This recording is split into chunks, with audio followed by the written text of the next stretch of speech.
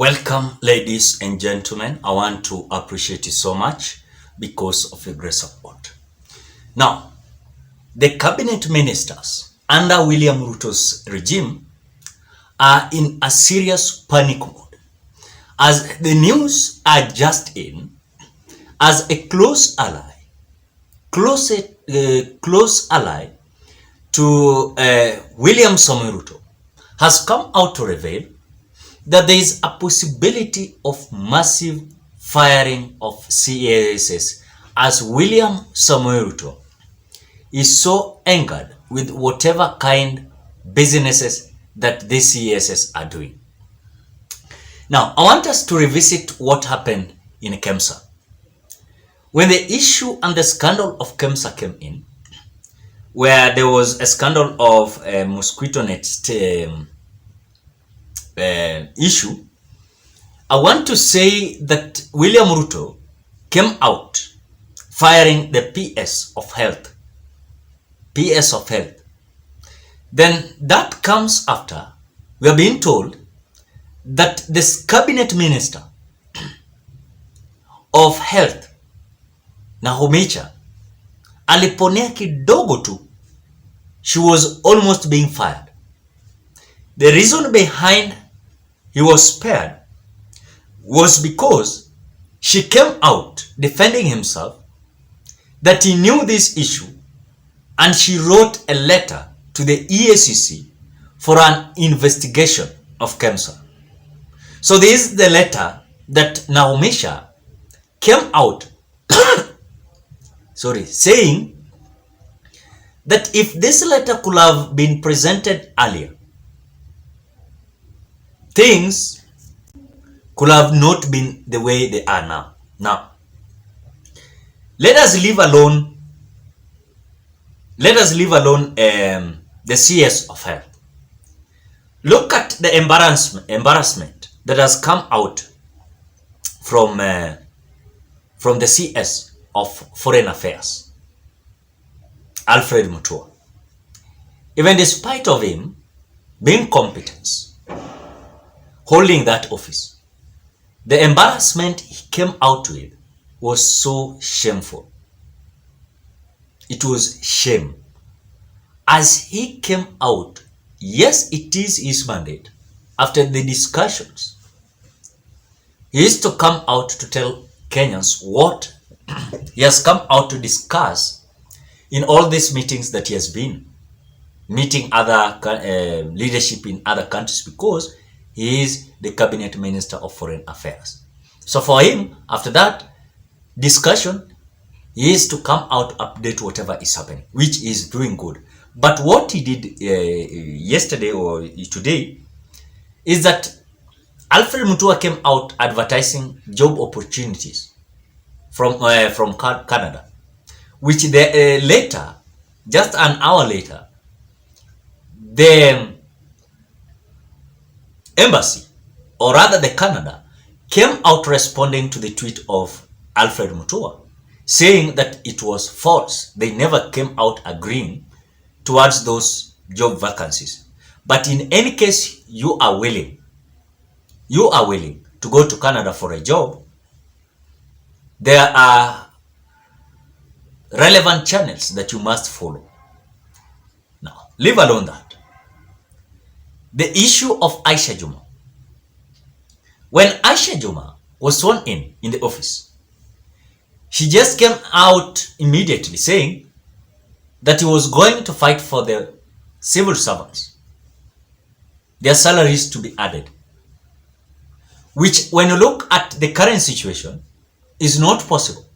But at that time she made the statement, it was not comfortable with William Ruto, because these cabinet ministers started declaring roadside promises, which William Ruto is used to, but she's not willing.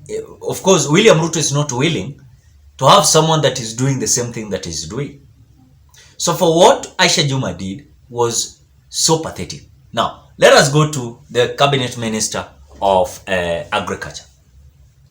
Mithika Linturi came out saying that because we were in adequate maize. We were having inadequate maize in our country.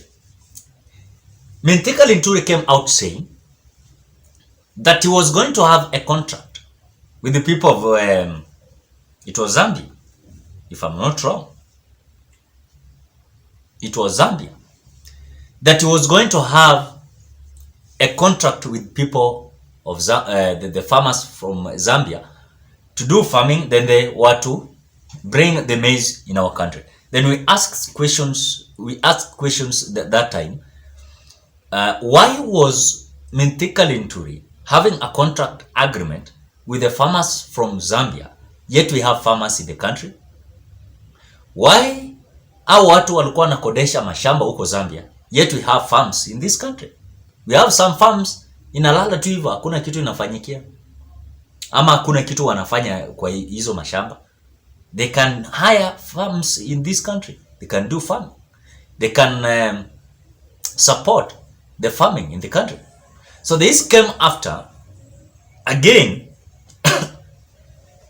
after Cabinet Minister Mithika Linturi came out saying that the Zambian opposition leader and also the government became out responding that this was not possible.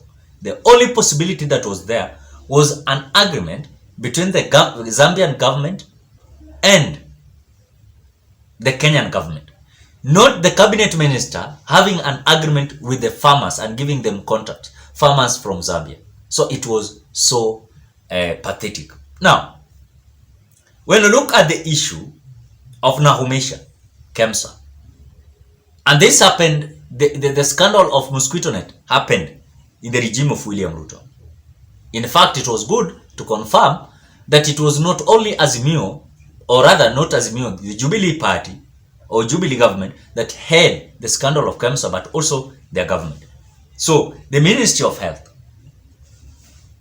Look at the Ministry of Foreign Affairs. Look at the Ministry of Agriculture. Look at the Ministry of Gender, and I don't know, gender and what, of Aisha Juma.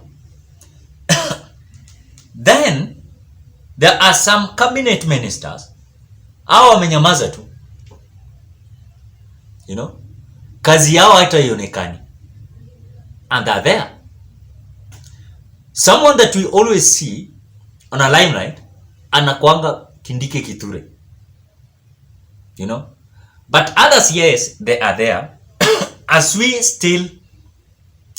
are still verifying the way they are working, we are being told that William Ruto is planning to fire them. No, these people, see how wenye nimehesabu, these are just examples of shame that William Ruto has identified in his government. In just few sample of shame.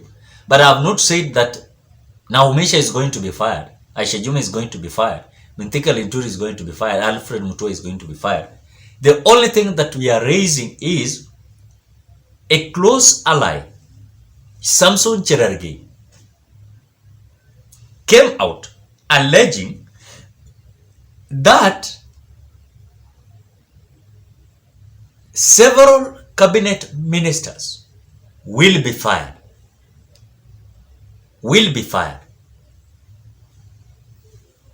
Has he affirmed that some of the cabinet secretaries will be fired for being incompetent? That is it. So according to the Senator, Cherargei, he's saying that William Ruto, workaholic, and obviously he's not going to allow corrupt individuals to taint his administration. So those who are doing this kind of scandals in their ministry, lazima wakuwe ready kufukuzwa kazi. Na mtafukuzwa. You say that Uhuru Kenyatta was so brutal. William Ruto is someone that is brutal. Leave alone Uhuru Kenyatta. Ukifanya makosa unavutwa wanaeka mwingine. That is it. Ameshaifanya already. Ameshavuta ule PS wa health, Josephine Mburu. I think she's being called like that. Yeah. Hiyo ndio information tunaambiwa. But again, ladies and gentlemen, what are your thoughts? Is it a right thing now, these incompetent cabinet ministers to be fired? And if not, what are your thoughts? Drop your opinion at the comment section below.